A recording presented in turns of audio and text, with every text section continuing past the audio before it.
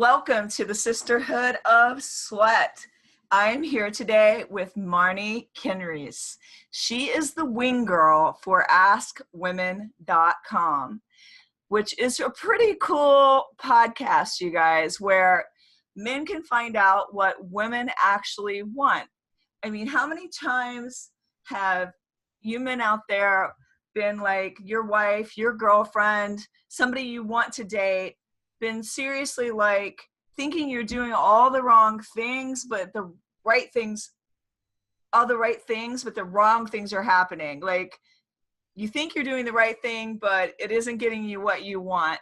Well, Marni really helps to connect those dots to show you what it is that women aren't saying. What they actually really want might not be what they're communicating to you. And Marni has like a very successful podcast. It's been out for a long time. And she has written 2 books. One being Get Inside Her, the Female Perspective. And no pun intended there. Total pun intended. I figured. And 10 mistakes men make with women and how to avoid them.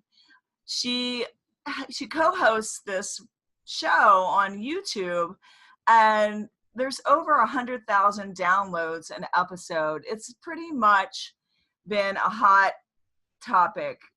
What do women really want? She has been on CNN, Fox News, Chicago Tribune, Marie Claire, Elle, Men's Health, Women's Health, Black Book, Penthouse, MTV, Glamour, AskMen.com, and more. And I'm sure I probably left a few out, but I'm really excited to have her on to get her perspective today on not only what do women really want that they're not saying, but what do men really want, and kind of bring men and women together. So without further ado, I want to welcome the one, the only, Marni the Wing Girl to the show. Hi, thank you for having me. Great intro. Yay, thank you. So how did you even get into doing all this? Because you're a wizard at it. I've been listening to your videos. Oh, thank you. Well, I honestly, I made a joke at a singles mixer when I was 23 years old, and it stuck. I was at a rabbi's house who was hosting a singles mixer. I had just met my now husband, so I was like window shopping just in case, right? But I wasn't interested in any of the guys, and all of the guys were just so fearful to go up and approach and start interacting, even though that was the purpose of the event that we were at. So I started grabbing men, and I would ask them what was going on, what girls they wanted to approach, and then I'd help make them approach the girl and then help facilitate the conversation. And when they were done, they were done. They would go up on their own, and then I'd go do it for other guys. And then when I got home that night, I was a little tipsy, and I said to my roommate, I want to be a wing girl. I think that I could do this professionally. I've always been doing it for my guy friends. Why can't I just do it now for other people? And he's like, I don't even know how dirty I can be on this. But he like made a very, crass joke about what men will actually want to pay for from a woman. And I said, I don't think that you're right. I think that men would want to know what women want from a woman who actually kind of knows what she's talking about. And I was 23 at the time, so what the hell did I know? But I believed that I knew something. And so I posted an ad on Craigslist at 1:30 in the morning. And by the next morning, I had over 75 guys who were interested in me being a wing girl. So I knew that something was there. And so you had a market. Oh my God. I did a Craigslist market at first. But when I was 23, that was like still kind of legit.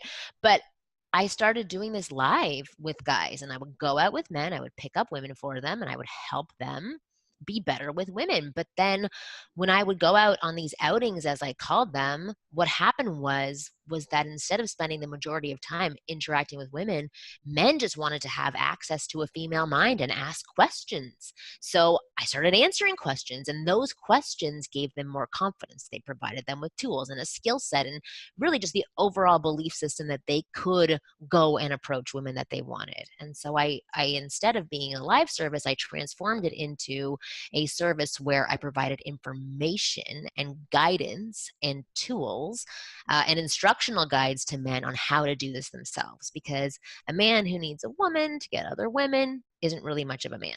So I'm just guiding them. I love it. I love it. So why do you think you have this perspective to be able to communicate this to men? Did you grow up with a lot of brothers, or how do you think you No, really? all sisters. But to be honest, and this may anger some of your audience, I really did not like women growing up. I was I You was are very okay. All right. well, yeah, but You're coming from more of a male perspective. You're thinking more like a male. yeah, but the Okay. thing is that I think I do doing too sometimes. right, but that's the thing, and like I'm sure that in some way a lot of women feel this in their gut to some level. But what I realized after working with a lot of the men is that I was very similar to my clients. I didn't really dislike women. I just didn't understand them. I didn't have confidence around them. I wasn't comfortable around them. I was taking the easy route by being around men who I was very comfortable with and accepted me wholeheartedly. And so some of the things that I was teaching to the Yeah. men, You didn't I have to put started on an act. You internalizing. could just be like yourself. Well, yeah, but the thing is that I believed I had to put on an act in front of women. So while I'm coaching these men, I'm also learning stuff about myself with women. And now I adore women. Plus, I've become a mother in the past 5 years. So now, even more so, I'm like enamored by women and in love with women. And I also love men. But I get to see these different sides to both genders that Yeah. that help me accept myself more and then accept them more. And anyway, it's just been an interesting journey for me to learn about all sides and how they work together.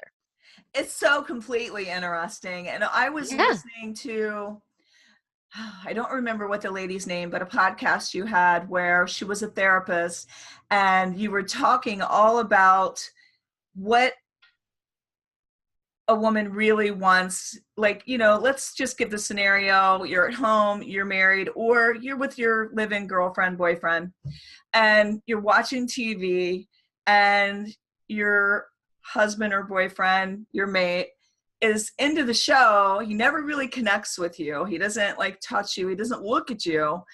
And then, hey babe, you ready to have sex? Are we about ready to have sex now? And you're kind of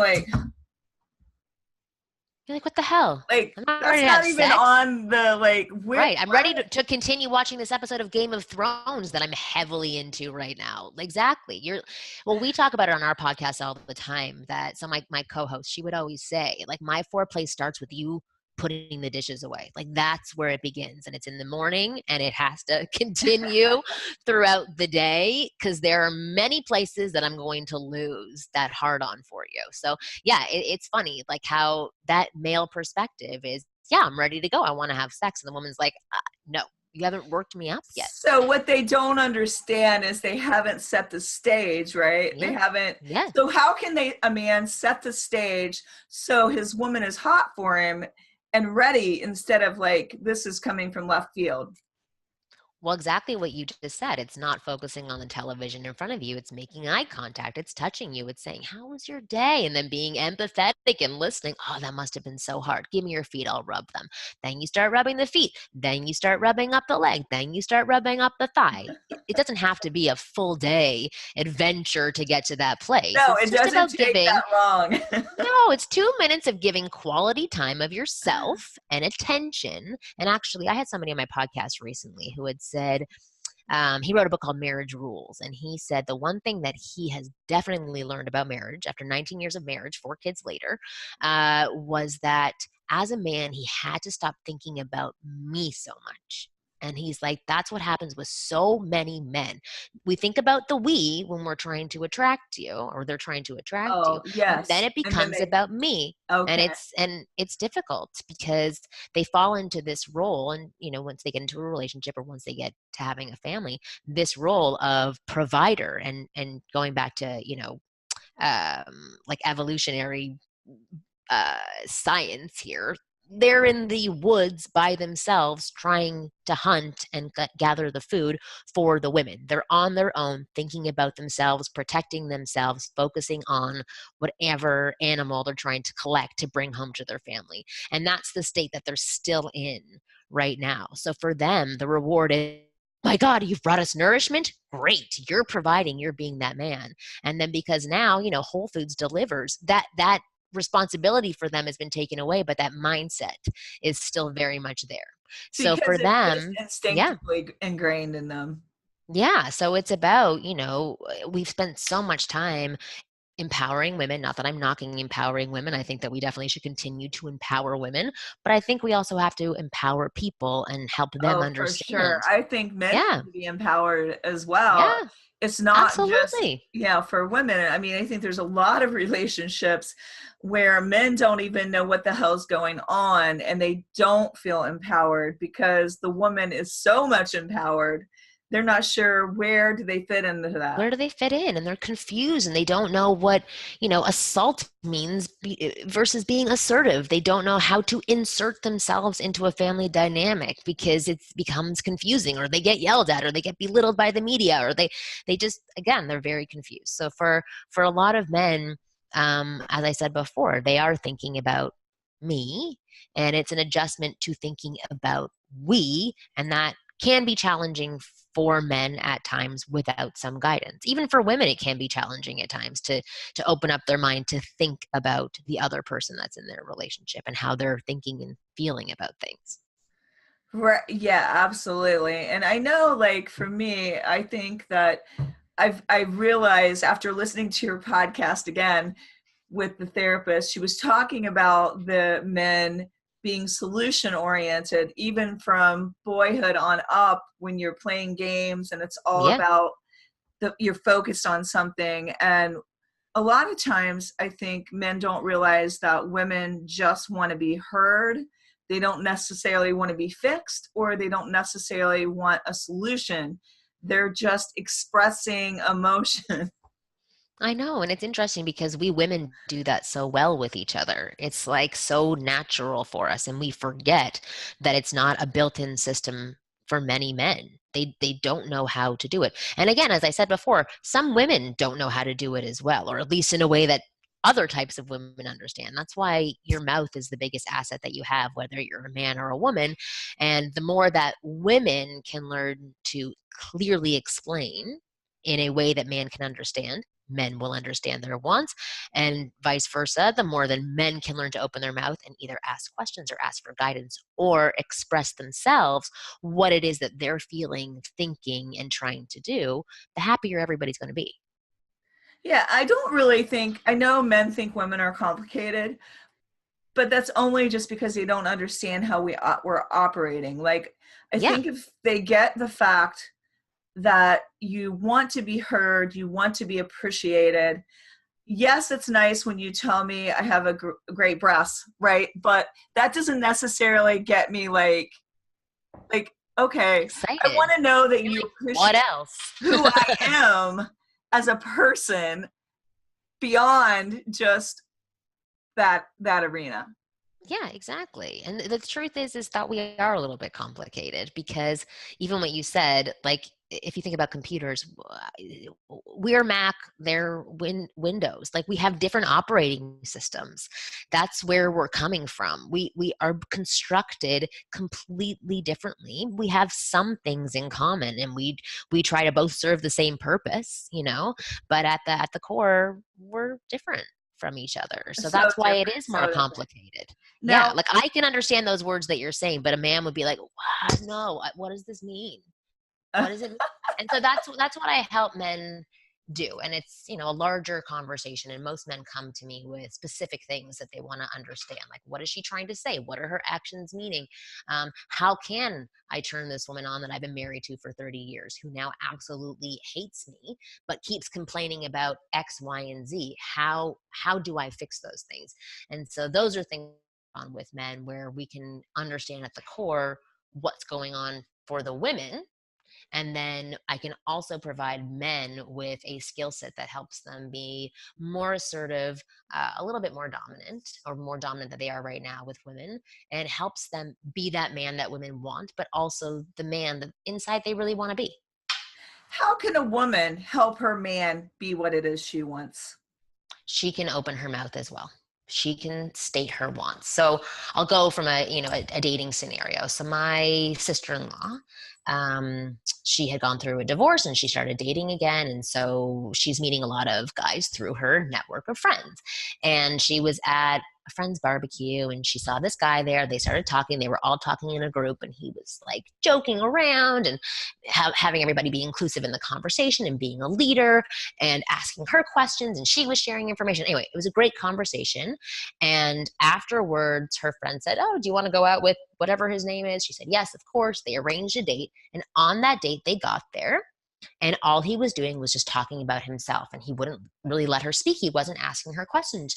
She went to the bathroom and she called me from the bathroom and said, "I don't know what's going on. He was great the other night. Like, why is he doing this? Why is he not asking me questions? He's talking super fast."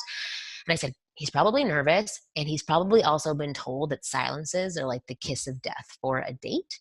So go back to the table, look him in the eyes, smile. And if you can and you're comfortable with it, lean in, put your hand on his wrist and ask him a question." And what that's going to do is help him calm down and let him know you're in this date as well. You are participating and you're still into it. He hasn't lost you yet. And she goes, "Okay." So she ended up going back to the table, doing what I said. And then she texts me later that night. And she's like, "Oh my God, Marni, your voodoo magic worked. It was amazing. We had a great night. He totally changed. He calmed down. He asked me questions. I gave my responses and we ended up having like a 45-minute makeout session in the car." So it's just about like letting that guy know I'm here too. I'm in this equation. And then also, not trying to have men jump through hoops constantly and making it more Right, challenging for them. right. Why do It's just women participating. test men so much, you think? It's just discomfort and it's fear. I even do that with my husband, and I've been with my husband for 14 years. When I have to say something to him, I close my eyes. It's really difficult to be vulnerable in any stage of dating and relationships, and it's something that many people struggle with. And I'm fixated on this topic. I'm working on it every single day, but I still have my own levels of discomfort. So people who are not even focused on it, I can imagine how uncomfortable they are. And when they're uncomfortable, they put up walls and they make it more challenging and they want people to, fight through and prove that they can be great for them. But if it's a man of real value on the other side, he's going to say, "Peace out. Like, I'm not battling to be with you. This isn't the dark ages anymore." Yeah, because I think women constantly are testing men. Well, I don't like to use the word testing, but Okay. yes, for the purpose of an interview, 100%. But it's not, it doesn't have the malicious intent that the word. No, it's not malicious, but it's like Yeah. they want to see what's there, I guess. And Yeah. yeah. It's just I was watching a show last night.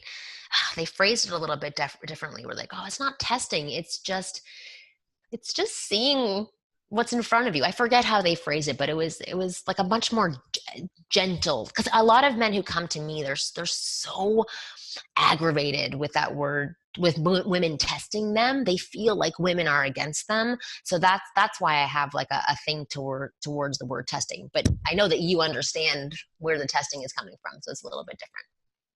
So how can you help that nerdy guy out there that By he helping him just own his nerd. help him own his nerd? Okay, I Yeah. love First of all, it. it's I love it. 2019. Yeah, because he's Nerds not are going to in. change who he basically is, and he shouldn't have to. No, but some guys write me and they say, "But I know girls aren't interested in this stuff, so how do I talk about interesting stuff?" I was like, "Well, what's interesting to you?" And then they can talk forever about topics that are interesting. Okay, that's great. That's a base. So just understand that it's about how you're talking about something, not the what. And then it's about how you include somebody else in the conversation. So I teach men, as I said before, how to like own their nerd and be proud of it, and then how to share that information, and then how to pull people into the conversation. Because a lot of guys who do get, nerded out by a lot of stuff, they go on these tangents about things and they forget that there's another person to pull into the conversation. So I teach them about how to, how to do conversation threading so that she's a part of it as well. And she can tell you what she's nerding out on. And then you can be like totally curious about her topic that she's nerding out on. So every single person can be more attractive. There's no person who can't. Right, right. I totally agree with that, being authentically yourself. And I do think there can be a way to go about that. Like you have to kind of hone in on, you don't want to just be all about yourself. Yeah. Like I have a client right now who has a hook for a hand, and like he's had to learn how to own that and use that in conversation so that he's not just the hook, he's 20 other things as well. So, and then I have other clients who are in wheelchairs or who have other disabilities. I have some clients who are 65 and don't believe they can be attractive. I have clients who are 21 and are just so confused how to be attractive.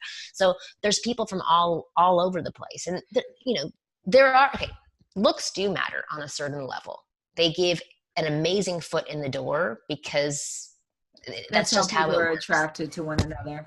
Yeah, but the thing is that especially for women, looks can be secondary. You just have to work those other angles that you have. So Right. you also work on your style so that your style looks a little bit better and you don't look so disheveled. You work on your personality. You work on teasing people.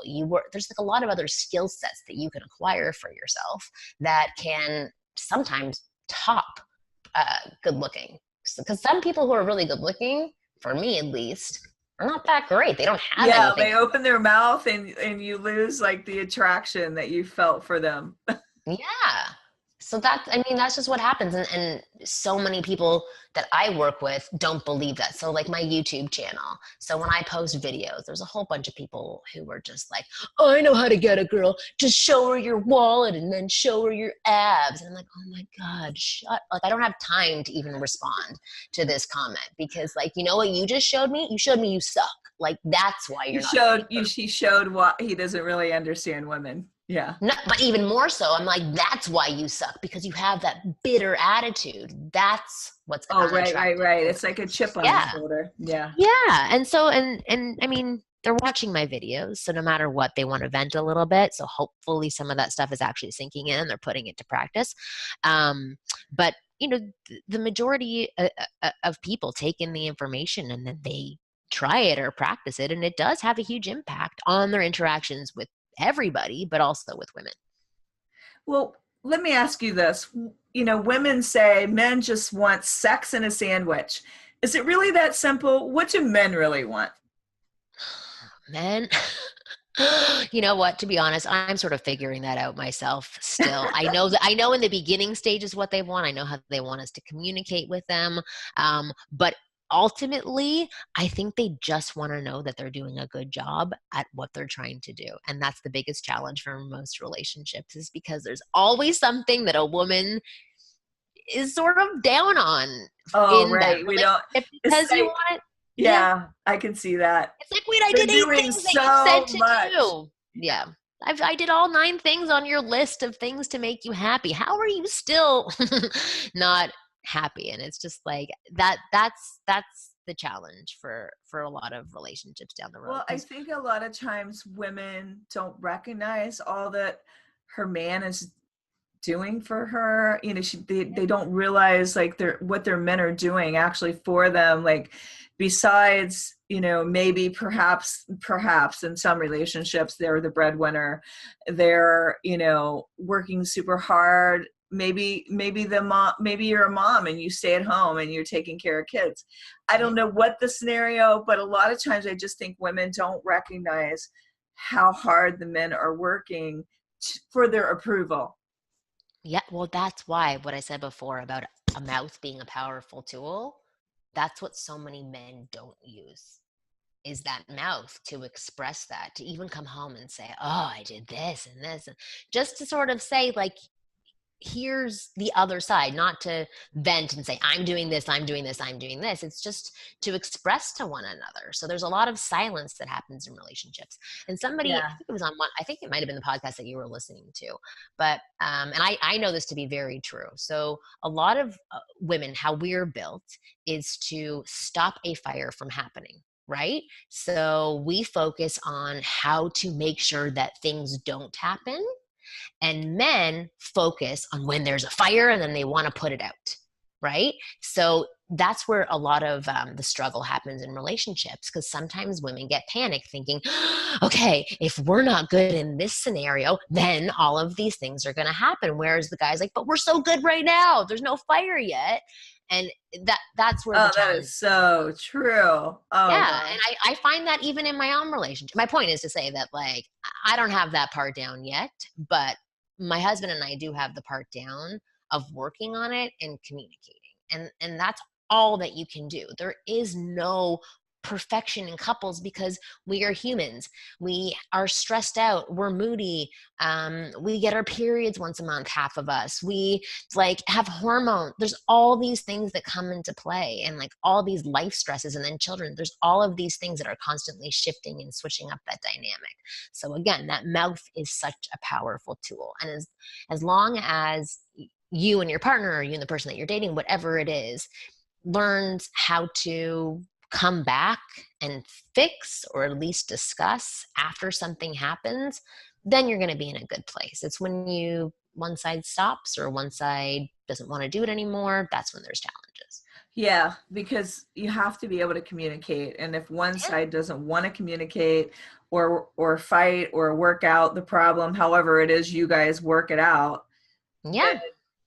yeah, there's no Yeah. resolution. You can't have a Yeah. relationship with just one person. Yeah, exactly. I mean, you can, but then you shouldn't be with another person. I love myself. No. Yeah, exactly. But Self-love. yeah, but it's hard to be vulnerable. And it's even hard to be vulnerable with somebody that you love, or somebody that you think can take that love away from you. Yeah. Oh gosh, 100%, 100%. So with women, they're wondering like, let's say they're in the dating scenario. I have a studio called the Sisterhood of Sweat. Mm. And so I have women at all ends of the spectrum. I have women that are, with unavailable men, and they don't understand, like, the man keeps connecting with them. They keep getting the booty call. They don't understand, what does this man actually want? Why He is it? wants your booty. There you go. That's the simple thing. Like, there's your sandwich. There's your sex in a sandwich. That's all they want. They don't want anything else. And that's the thing. That's where Because it if they becomes did, complicated. they If don't they have any did, trouble letting you know. right. If they did, then they would act differently. It's funny because for both sides, I would always advise to, listen to or view a person's actions as opposed to their words, right? Right. So if he's only popping up every once in a while, and he's only offering up maybe the late night meal and sex, then that's what he wants. There are ways to potentially shift that around and see if something else can happen for you. But most often, when that is happening, that's what's happening. It's just your booty that he wants. And also, this is something Matthew Hussey said. I don't know if you're familiar with I him. love him. Yeah. Okay. Was that when a guy is really into you, he commits his resources. Yeah. Yeah. Absolutely. 100%. That's a great way of putting it. Yes. Yeah. And I find that to be true. But it's And same for women. Same for yeah, women as well. Like, I'm constantly being shown a chain of text messages from guys where they're like just putting all their resources into the texting of saying, do you want to do this? Do you want to do that? And she'll write back an unemotional one-liner that's polite, but gives no open end, and just cuts down the conversation so that it hopefully doesn't continue. So it's the same thing. Her resources are her emotions, her time, her love, her feminineness. And if that is void from any of her responses to you, it means that she's not she's wanting not to put anything encouraging else you to into it. continue. Yeah, she's saying, shut up. Stop texting me. I don't want to have to be polite again. I love how you were putting in a category the men that are going for a date. They either are getting in the friend zone, they're in the creeper zone, or they score. Can you kind of explain this, how it works? So Well, guys who fall into the friend zone, to be honest, they're not even really being friends. They're not friends at all. They're in the I don't find you attractive. And you're a beta male to me zone because you're not sparking any attraction whatsoever. So what happens when guys are in this space is that they're holding back on their personality. They're editing down on who they are. They're attempting to please and appease the women that they're dating or interacting with or trying to attract.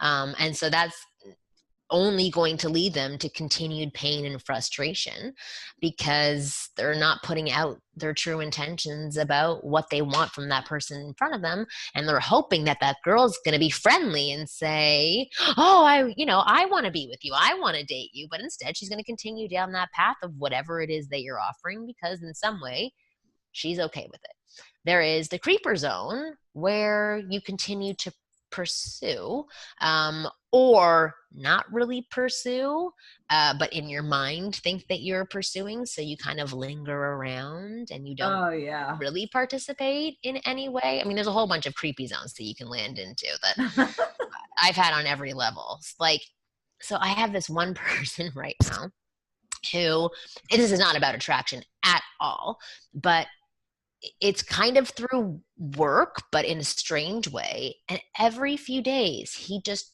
contacts me.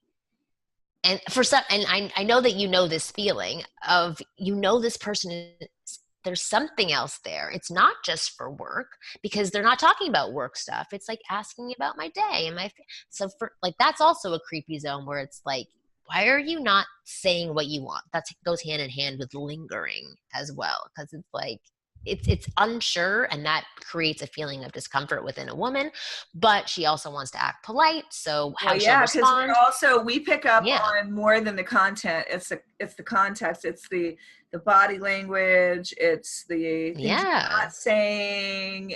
It's all of that. And so you may think you're hiding your true intentions, but we're really picking up on them. Or we're just picking up on like that. It's weird what you're doing and it's making us uncomfortable. That's all that it is. And like, so in my head, I keep thinking, does this person have a crush on me? Why do they want it? So anyway, it's all these stories you start telling yourself. So, and then the other zone that you're in when you're doing really well with women is when you have standards, you know how to be selective. You don't pounce on women. I mean, there's a much longer definition for any of that, but it's really just being expressive with who you are and what you want. So a lot of guys that come to me, they're afraid to lose the attraction, or they're afraid that them putting themselves out there and being clear with what they want is extremely needy and it's going to turn her off, when if it's done in a bold, concise way, can be super sexy. Because you can say, I really like you. I think you're super attractive. I want to be with you. Like, you can go on and on in that direction. Or you can say to a woman, listen, we've been on 4 dates. I think you're absolutely amazing. You're super sexy. I love looking at you. But I think our values are also very much in line with each other. And I'm excited to continue exploring where this can go. That's a way of stating what you want. It's not needy. It's not mushy-gushy. It's not creepy. It's direct and clear. And if that woman's thinking the same thing, great, we're on the same page. If she's not thinking the same thing, she'll say, listen, I'm not on the same page as you. I'm not there. Yeah, absolutely. So I know between men and women, a lot of the time you're dating their representative, like not, it's not who they truly are. So how do we, or why is it important to be who you truly are? And how do we navigate finding out who the person truly is, not this representative we're seeing? Use your mouth again. You ask questions, right? And then you see what they do.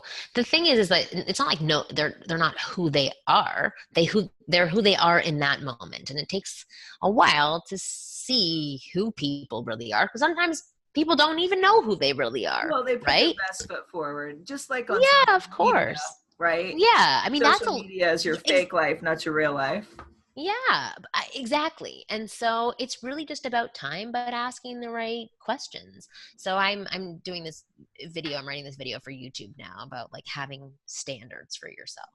Um, and so I use the analogy of, you know, you go into the Mac store and you're gonna go buy a laptop, and you don't just say like, hey, give me the prettiest one you have, I'll take it and I'll pay $8,000 for it. You go in and you say, okay, I'm really looking based on your own experience from the past. You're a little bit more knowledgeable. And you say, this time when I go buy a laptop, I want this size. I want this many RAM. I want this many gigahertz. I want it to be able to do X, Y, and Z. I'm going to use it for editing. So it's about just having more knowledge about your wants. And as you age and you go through experiences, you figure out what you like and what you don't like. And you figure out what's needed for you and what's not needed for you. And the important things that computer has to have in order for you guys to work well together, right? So it's the same thing in dating. It's just about opening your mouth and saying on the third date, for example, if your deal breaker is that you don't want to date anybody that doesn't have strong religious values, for example, right? If that's like a really important thing to you, you can work God into the conversation in some way. You can say, you know, God is really, really important to me. This is no reflection on my beliefs, but I'm just saying like that is a huge issue for a lot of people that come to me and say, you know, this is really important to me. It's not important to her. And there's certain things that can shift for other individuals, and there's certain things they can't. And then you see how the other person talks about it from their side. If they say, oh yeah, I'm totally atheist, like God is not in my world at all, like I laugh at people who are religious, then that's a little red flag, right? Saying we don't get along in that area of our lives, but there's other things that are meshing really well. So you want to have a couple of the important topics to bring up that you inject into the conversation. You can do it discreetly, or you can do it very clearly, where you can say like, my goal is I'm looking for a long-term relationship right now, and there's a couple of things that are really important to me, some values that I hold dear to my heart. I want to know where you stand on these issues, because I'm really enjoying you. I'm really liking where this is going, you know? So it's like, let's just get it out there and figure it out. Well, like in any relationship, I think it's really important once you get past those stages to keep flirting and keep Oh, dating. yeah. And in marriage as well, you know, it's not over now that you've had kids and said I do and you've been together for X amount of years. How can a couple continue? I wanted to read you something. Sorry that I look like I'm looking off The screen, but I sparks, wanted the to, flirting, the dating. yeah, so I wanted to read you something. So there's this client of mine who has a wife.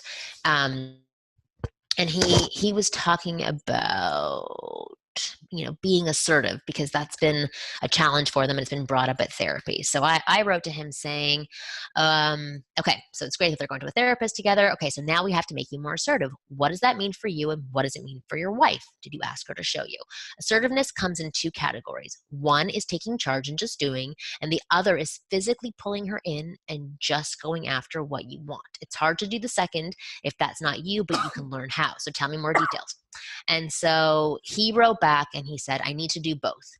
She's felt like she has had to take care of the house, kids alone for many years, and often says it means so much more when I don't have to ask you to do something.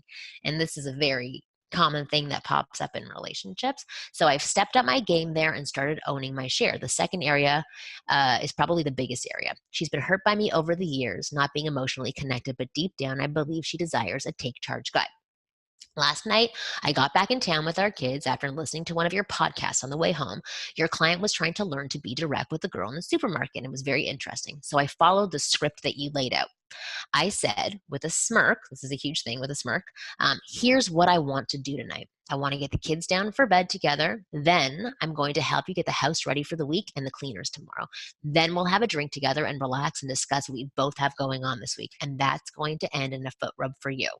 It was very to the point, and I really think she liked it. I got a nice smirk from her, and we had a nice conversation with some good laughs, and that hasn't happened in a while.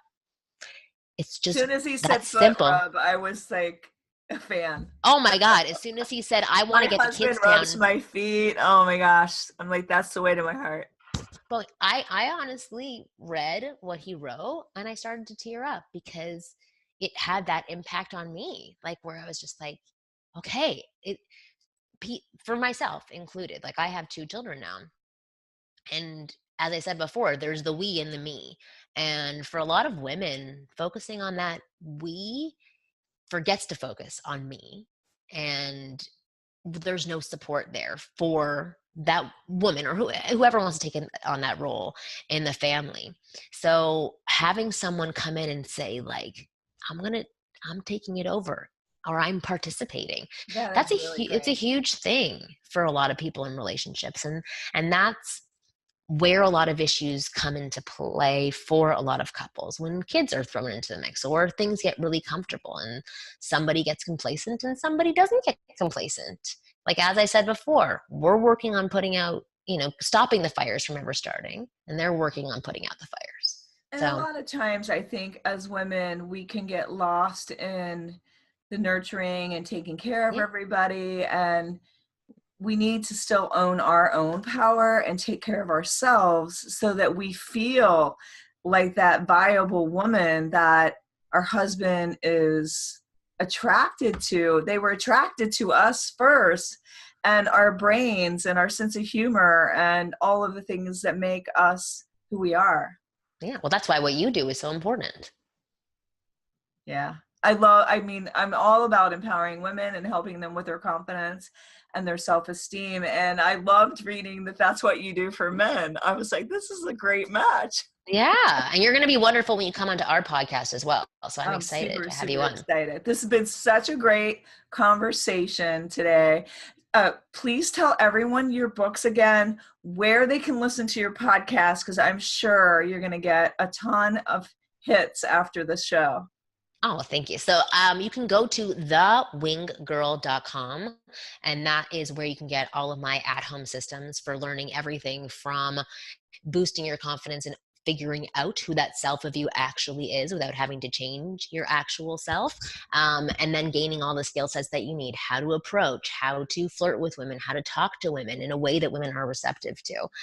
You can also go check out my podcast, which is the Ask Women podcast. It's available on every platform basically that distributes podcasts, but I also do have it on my YouTube channel. So it's youtube.com/Marni Kinrys, and there's about 300 instructional videos for free that are on there, as well as audio versions of my podcast that you can listen to. Wow. I really want to acknowledge you so much for being that voice and that person who has the reasoning to get across what men need to hear and how you're just helping them with all of their issues surrounding women and their confidence. And I'm just so impressed. I swear, I feel like you should have your own show besides Thank you. YouTube, like Thank your you. I own appreciate show, that. because it's a gift. It's a true gift that you can take the knowledge you have and understand what it is that men are needing to hear. Thank you. Yeah, I think that's so awesome to good. hear. I appreciate that. Yeah, so awesome. Thank you so much for coming on the Sisterhood of Sweat today. And thank you everyone for listening, and make sure to leave a review and let us know how much you enjoyed Marni today.